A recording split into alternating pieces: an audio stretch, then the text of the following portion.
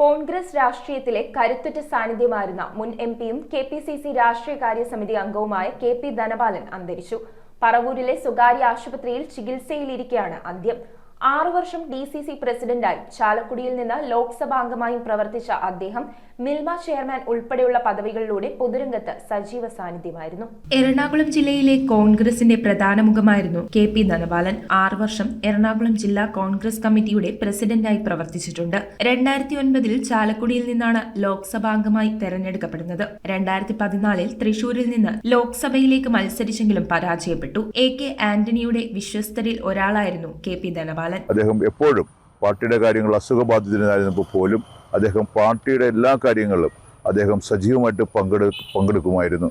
പറവൂരിലെ party പ്രവർത്തകർക്ക് മാത്രമല്ല, കേരളത്തിൽ അദ്ദേഹത്തെ പോലെ വളരെ നിഷ്കളങ്കനായ സൗമ്യമായ ആളുകളോട് ഇടപഴകുന്ന ഒരു രാഷ്ട്രീയ നേതാവ് ഉണ്ടായിരുന്നില്ല. അദ്ദേഹം അതുകൊണ്ട് തന്നെ പലപ്പോഴും ഒഴിഞ്ഞു മാറേണ്ടി വന്നിട്ടുണ്ട്.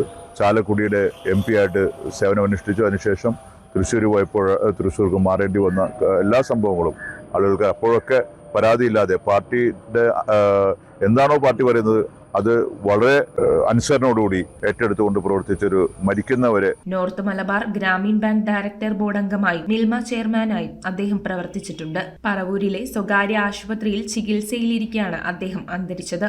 വൈകിട്ട് മുഖ്യമന്ത്രി എത്തി അനുശോചനം രേഖപ്പെടുത്തും. അദ്ദേഹത്തിന് ദേഹാസ്വസ്ഥ്യം തോന്നിയിട്ട് അദ്ദേഹം ഹോസ്പിറ്റലിൽ എത്തുകയും അവിടെ വെച്ച് മരണപ്പെടുകയാണ് ഉണ്ടായത്.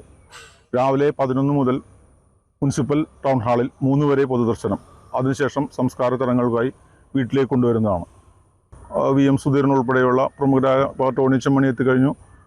VM സുധീരൻ, CM, അതുപോലെ പ്രമുഖരായ ഉള്ളിലെ പ്രവർത്തകരായിരുന്ന എല്ലാ നേതാക്കളും എത്തിച്ചേരുമെന്നാണ് അറിയിച്ചിരിക്കുന്നത്. News bureau, Paravur. Royal Kochi 15 വർഷമായി പള്ളുരുത്തിയിൽ പ്രവർത്തനം ആരംഭിച്ചിട്ട് എല്ലാ സർവീസുകൾക്കും 30 ഡേയ്സ് സർവീസ് വാറന്റി. സർവീസ് അടുത്തിരുന്ന് കാണാം. പഴയ ഫോൺ എക്സ്ചേഞ്ച് ചെയ്ത് തവണ വ്യവസ്ഥയിൽ പുതിയ മൊബൈൽ ഫോൺ സ്വന്തമാക്കാം. ഡോർ ഡെലിവറി സംവിധാനമുണ്ട്. റോയൽ കൊച്ചി.